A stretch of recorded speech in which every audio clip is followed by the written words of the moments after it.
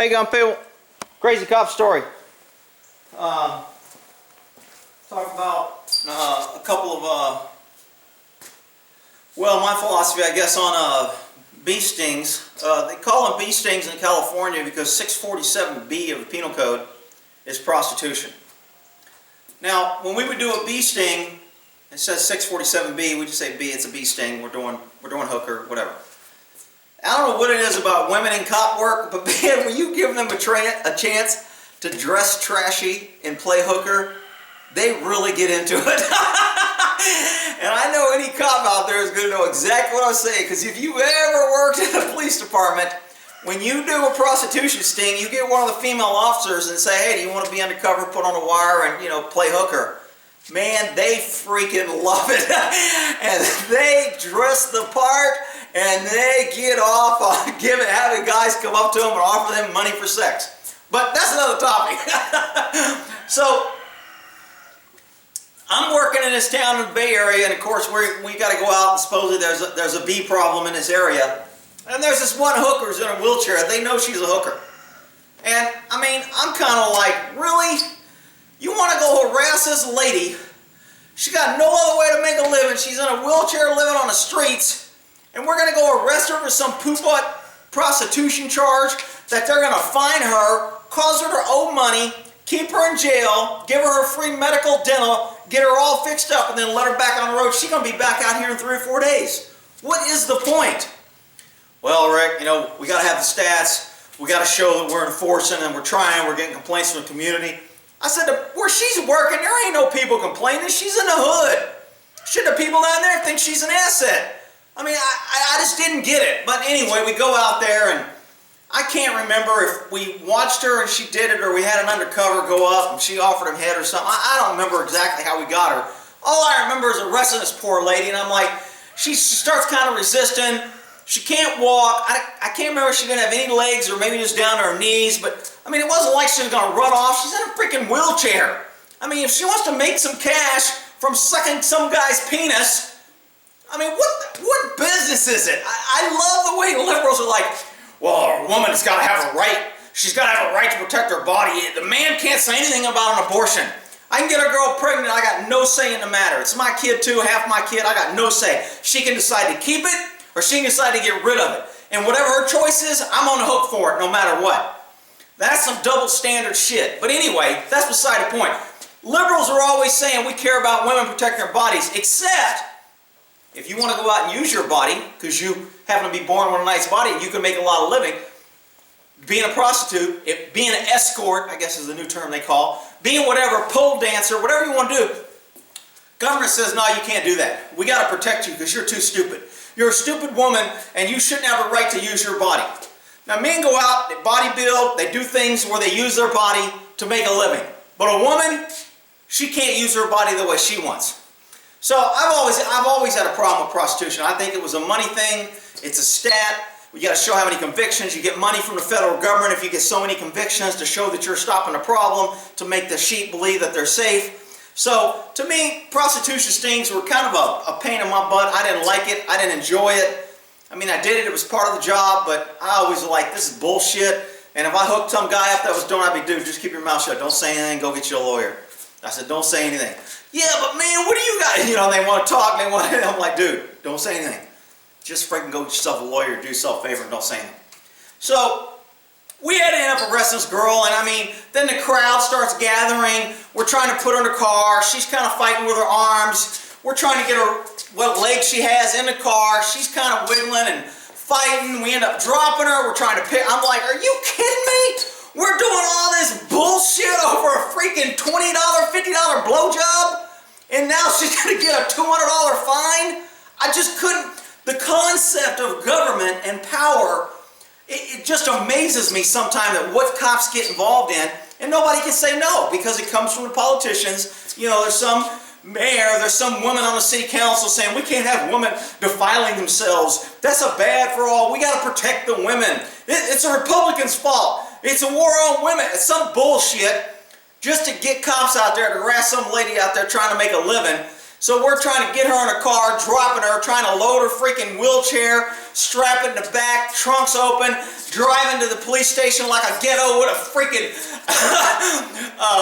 wheelchair in the back of the trunk, halfway in, trunks pounding on it, probably tearing the damn thing up. She's in the back with no, I'm just like, dude, you gotta be kidding me.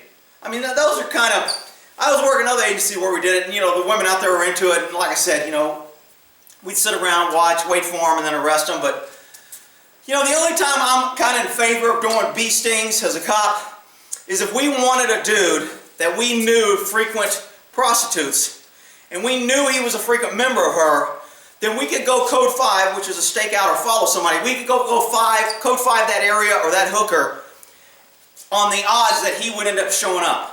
And then we would catch him.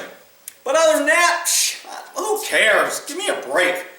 So, anyway, prostitution, that's one thing. And then the other one I was going to do, hell, I know I should have made a damn note. I forgot. Oh, the car chase. So, I'm working for a different agency, and me and this guy's chasing his car, and he gets on the highway, and we're in a pretty high-speed pursuit. He's driving like a maniac.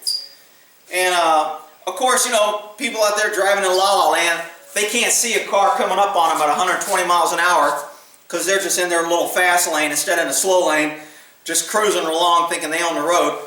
So this car is hauling butt. There's a car in a slow lane, car in a fast lane. Neither one of them's passing each other, so there's no way for him to go, so he decides to go around them. But when he does, he loses it, and he hits this huge concrete pillar. I mean, this is a big pillar. I don't even think it chipped the concrete. But the bridge didn't move, and the only thing that moved was that car when it compressed. So the drive shaft actually, when he hit it, because it wasn't wide enough for the whole car, so when he hit it more on the driver's side, so smashed side, the drive shaft shot down the road. I mean, a long stinking way. I don't know if it was 100 yards, but it was a long stinking way down the road. So we pull over, we say he crashed, so we get out of the car, we go up, we're pretty sure either everybody's dead or they're not getting out of the car. We weren't expecting anybody to be running or be alive, to be honest. And there's only one guy in the car, but we don't always know that. We just mainly see one guy. And we couldn't even clear the car because it was so compressed. I mean, you couldn't tell if anybody else was in there or not. So we go up there, and the dude's like, the steering wheel is in his chest, his face is kind of peeled back, he's breathing, you know he's about to die because as he's breathing snot, the bubbles are coming out of his nose and they're going in and out, and he's kind of sucking for air, really trying to get it. So we're pretty sure he's going to die, and I mean, the guy ran from us. I don't think he deserved to die, but, you know, I wasn't going to sit there and cry over the side of the road for him, but I didn't think it was necessary to crack on the guy while he's in there bleeding and trying to fight.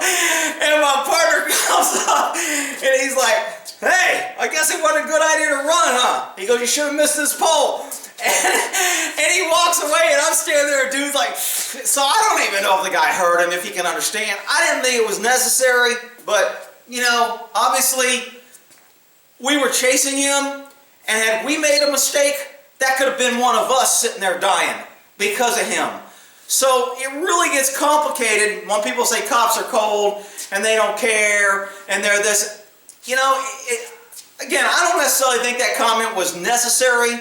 I don't think it mattered, and if that was the last thing the guy heard when he died, you know, so be it. But you got to realize cops, when they're out there putting their lives on the line, things change. Just like in the military. You know, they want to have to go off these guys in the military for pissing on those terrorists they shot, and, you know, when they're riding around on their tanks, if there's a dead enemy, they'll run the track over it and smash his head so he can't be identified. So you see track marks in the desert, and it's like this, and the tracks go over all the heads of all the people that are on the ground, because they're like, screw them, they're going to identify them, piss on them. Well, people say that's mean and that's cruel, but you got to realize these people are trying to kill you. And when somebody tries to kill you, it gets personal. Everybody wants to say, well, cops should be better trained, and they should do this, and they shouldn't have emotion, and they should be supermen, and they should be the only men in government that are held accountable to the high standard. We don't hold the politicians, we don't hold anybody elected in any type of power, we don't hold any of them accountable for shit. But cops are supposed to be superhuman and not do that. So, when I was thinking of this story, I was like, man, I'm probably going to get some hate mail about how cops are assholes and how we're mean. And you know what? It is what it is. Hopefully you can understand when somebody tries to kill you or puts your life in danger or forces you to do your job and that puts you in danger, you're going to be pissed. I mean, it's just the way it is. So it's easy to sit back there and say how mean and cruel and mean and cops and we want this and but you know what? It's different when you see other cops die or you go to cop funerals and you watch them laying in their casket and you knew them and you see their family crying. It just changes things, so it becomes personal when somebody puts your life or other officers in danger and you could be dead, and if it's between you and me, it's always going to be you. All right, we'll end that there.